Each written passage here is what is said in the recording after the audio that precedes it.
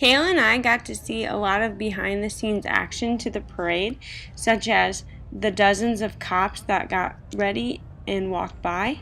We also got to see the street lights being turned so that the balloons could pass through, as well as some of the barricades that are put up for the crowd to stay behind.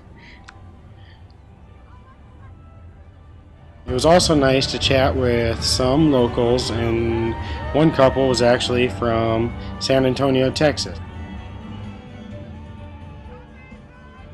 Our location was great because of the scaffolding behind us. We didn't have a bunch of people pushing up against us and had plenty of room to be comfortable and drink our coffee and hot chocolate.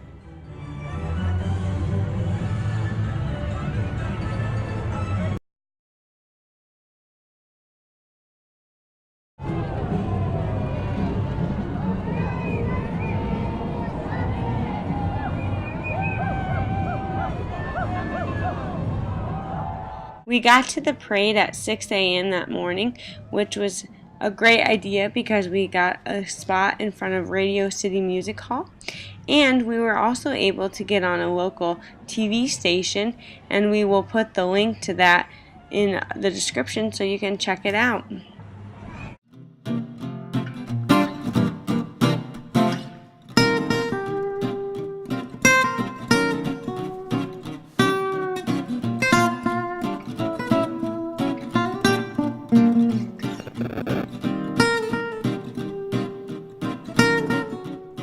This was the second coldest day for Thanksgiving in New York City, but Kayla and I, being from South Dakota, were prepared by wearing our coats, hats, gloves, snow pants, and boots, so we were toasty warm.